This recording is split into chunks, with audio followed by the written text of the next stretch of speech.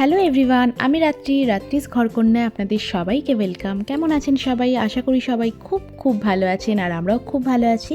তো আগের ব্লগে দেখেছিলেন যে নেদারল্যান্ডসের ডাচ ভিলেজ জানসেসকান্সে আমরা গেছিলাম, আর এবারে যাচ্ছি নেদারল্যান্ডসেরই খুব পপুলার একটা ভিলেজ গিথুনে। তো ওখানে আমরা কিভাবে গেছিলাম সেটা প্রথমে আপনাদেরকে বলি। প্রথমে আমরা হার্লেম থেকে অ্যামস্টারডাম গেছিলাম ট্রেনে করে। ওখান থেকে আবার একটা ট্রেনে করে গেছিলাম হচ্ছে লেলিস্টেড বলে একটা স্টেশন, সেখানে নেমেছি। তারপর 214 নম্বর বাসে করে গেছিলাম আরেকটা জায়গায়, সেই জায়গাটার নাম আমার মনে নেই, খুবই খটোমটো ছিল জায়গাটার নাম। ওখান থেকে আবার 71 নম্বর বাসে করে গেছিলাম গিথুনে। তো আমরা ডে ট্রিপ করেছিলাম, সকালে গিয়ে বিকেলে চলে এসেছি। অনেকে ওখানে যায়, একদিন দুদিন গিয়ে ওখানে থাকে, দেখে ঘুরে টুরে আসে। তো আমরা সেটা করিনি। তো চলুন আজকের ব্লগটা এখান থেকে শুরু করছি। যেতে যেতে তো আরও অনেক কথা হবে, ব্লগটার সাথে থাকুন।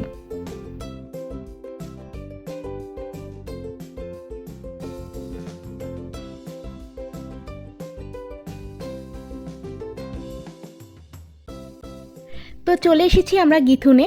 তো প্রথমেই বলি গিথুন জায়গাটা পপুলার কেন। তার কারণ হচ্ছে এটা একটা কার ফ্রি ভিলেজ। এখানে গাড়ি প্রায় চলে না বললেই চলে। আর এই ভিলেজটায় ঘুরতে গেলে আইদার হাঁটতে হবে, না হলে বোটিং করতে হবে। আর এখানে প্রচুর প্রাইভেট বোট রেন্ট করা যায় যারা ট্যুরিস্ট আসে তাদের জন্য। বাট এখানে অনেক রেসিডেন্সিয়াল প্লেস আছে, বাট তাদের কাছে মোস্টলি বোট থাকেই। তো চলুন আগে গিয়ে টিকিটটা কেটে নিই, তারপর আমরা এখান থেকে একটা বোট নিয়ে পুরো গ্রামটা ঘুরে দেখব আর আপনাদেরকেও দেখাবো। আপনারা চাইলে আগে অনলাইনে বুক করে তারপরে এখানে এসে বোট নিতে পারেন। আর আমরা যে বোটটা নিয়েছিলাম সেটা ভাড়া ছিল 50 ইউরো, মানে ওই ইন্ডিয়ান কারেন্সিতে 4 থেকে 4,500 টাকা। আর জায়গাটা দেখুন কি সুন্দর, তাই না? শান্ত শিষ্ট নিরিবিলি। আর এখানেই পর বোট রাখা আছে, এর মধ্যে থেকে একটা বোট ওরা আমাদের দেবে। তো চলুন আগে গিয়ে টিকিটটা কেটে নিয়ে আসি।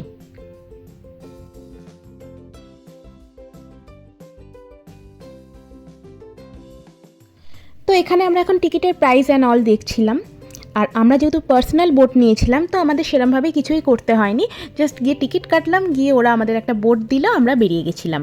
আর এখানে ট্যুর বোটও আছে, আপনাদেরকে গাইড করতে করতে পুরো এখানকার হিস্ট্রি বলতে বলতে আর কি নিয়ে যাবে। তো চলুন এখন যাওয়া যাক। Thank you Matt. Thank you Matt. 2:05 মানে 4টে ব্যাক করতে হবে।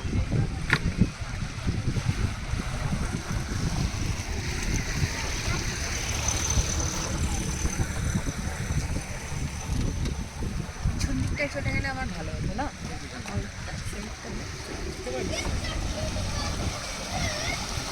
মুশকিল লাগছে চলুন বোট চালিয়ে। তো আমরা এসে গেছি বোটে, আর সামনে পুরোটাই ক্যানেল, আর বোটিং করে যাব, পুরো গ্রামটা ঘুরবো। আর আমাদেরকে একটা ম্যাপ দিয়েছে ওরা, আর এই ম্যাপেই রয়েছে পুরো গ্রামটার ডিরেকশন। আর এই ভিলেজটা পুরোটাই হচ্ছে ওয়াটারওয়ে, তো রাস্তাটা বোঝা খুবই ডিফিকাল্ট হয়ে যায়। আর যেখান থেকে আর কি বোটটা নিয়েছি সেখানেই গিয়ে আবার ড্রপ করতে হবে, তাই জন্য ম্যাপের ডিরেকশনটা খুব ইম্পর্টেন্ট। গিথুনে আসার জন্য ওয়েদারটা কিন্তু খুবই ইম্পর্টেন্ট, কারণ আমরা পুরোটাই যেহেতু বোটে আমাদেরকে ঘুরতে হবে, যে সেহেতু যদি বেশি ঠান্ডা থাকে তাহলে ক্যানেলের যে জলের ঠান্ডা হাওয়াটা লেগে ঠিক মতন এনজয় করা যায় না। এরকম একটা সানি ডে দেখেই আসা উচিত।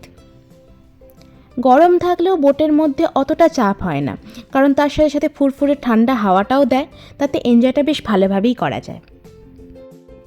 তো আমরা আছি এখন গিথুনের ফেমাস ক্যানেলে, এখনও বোটিং করছি। আর আমারই দুদিকে আছে কিছু পুরনো বাড়ি, কিছু পার্সোনাল প্রপার্টি, আর কিছু রেস্টুরেন্টও আছে। আর গিথুনে এই কটেজগুলো অনেক পুরনো, প্রায় 100 থেকে 200 বছরেরও বেশি পুরনো এগুলো।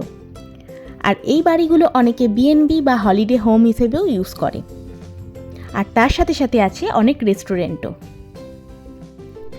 তো তার সঙ্গে রয়েছে প্রচুর গ্রিনারি, আর পাখি ডাকছে, মানে অ্যাটমসফিয়ারটাই খুব সুন্দর। এগুলো কারো বাড়ি ভাব।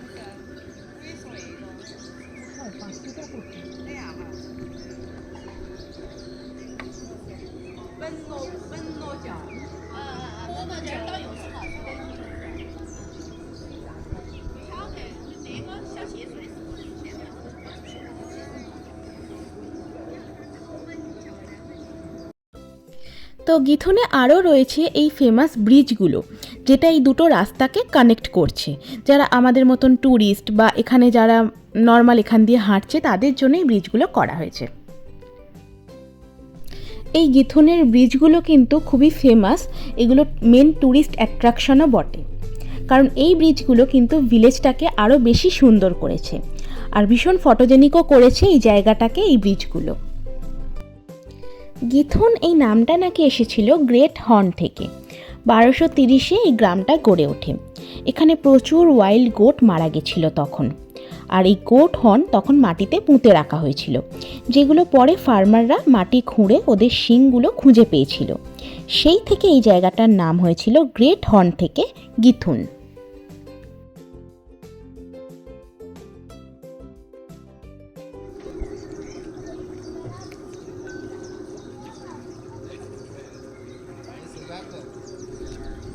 আমার একার মুখ কালো হচ্ছে কারণ আমি একা রোদের দিকে মুখ করে বসে আছি।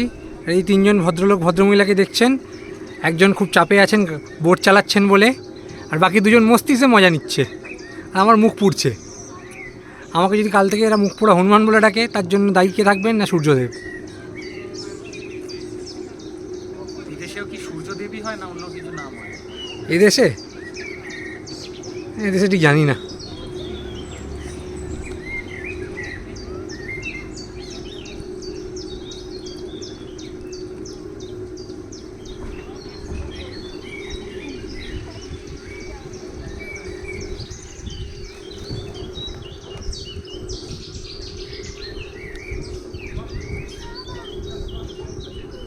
তোমার হালকা ডাকটা আসছে।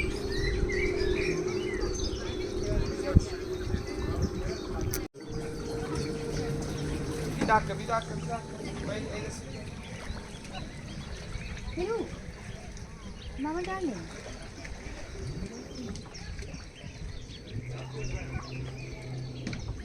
কতগুলো ছানা দেখেছো?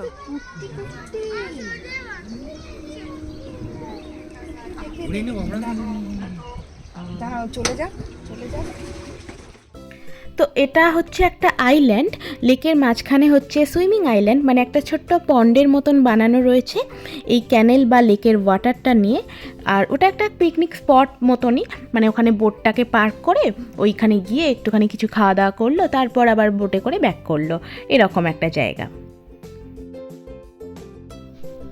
গিথুন মেনলি ফেমাস হচ্ছে এই ওয়াটারওয়েগুলোর জন্য।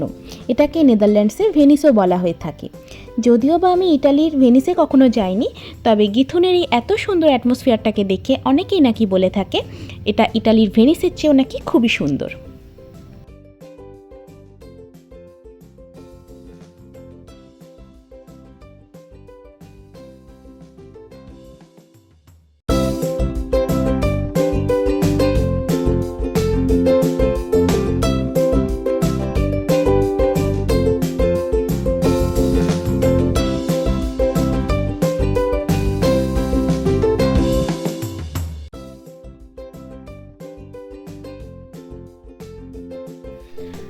আর এই প্রাইভেট প্রপার্টিগুলোতে ম্যাক্সিমামই বোট থাকে, আর এখানে বোট ছাড়া যাতায়াতের কোনো উপায়ও নেই, বাড়ির পরেই জল যেহেতু।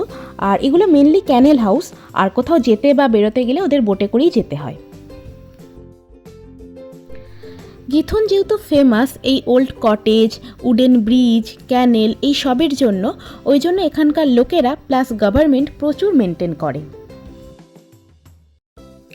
আর এই ভিলেজে যেহেতু কোনো গাড়ি চলে না, সবটাই হচ্ছে পায়ে হেঁটে বা সাইকেলে করে বা বোটে করে ঘুরতে হয়, তাই জন্য এখানে পলিউশনও খুব কম। আর এই জায়গাটায় এলে নেচারকে সত্যিই খুব ক্লোজলি দেখা যায় আর এনজয়ও করা যায়।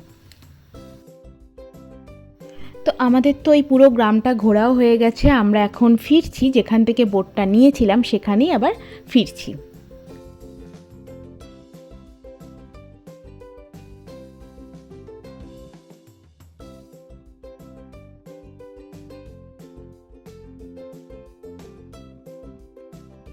তো যেমনটা আপনাদের বলছিলাম যে বাড়িগুলোর সাথে রেস্টুরেন্ট আছে, তো আমার সামনে দেখতেই পাচ্ছেন রেস্টুরেন্টগুলো। তো এই রেস্টুরেন্টগুলোও কিন্তু ট্যুরিস্ট অ্যাট্রাকশনের মধ্যেই পড়ে। তো চলুন, খুব ভালো একটা এক্সপিরিয়েন্স হলো, বোট রাইড করে খুব ভালো লাগলো, খুব মজা করলাম আমরা সবাই মিলে। আর এবার আমরা গিয়ে খাওয়া দাওয়া করে নেবো। 2 ঘন্টার বোটিং টাইম ছিল, 2টোর সময় আমরা বোটটা নিয়েছিলাম, এখন 4টে সাড়ে 4টে মতন বাজে। তো এবার আমরা ওদেরকে জমা দিয়ে তারপরে আমরা কোথাও গিয়ে একটা খাওয়া দাওয়া করে নেবো, করে টোরে আবার এখান থেকে বেরিয়ে যাব।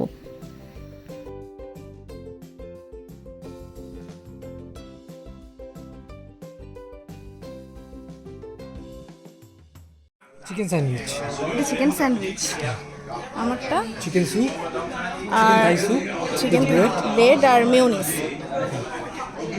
এটা হচ্ছে fish and chips. Fish and chips, আর হচ্ছে গাম্বা ভুজ। নাও শুরু করে। তো এখানে আমাদের খাওয়া দাওয়া হয়ে গেছে, এখন আমরা যেভাবে পাবলিক ট্রান্সপোর্টে করে এসেছিলাম সেইভাবেই ফেরত যাচ্ছি।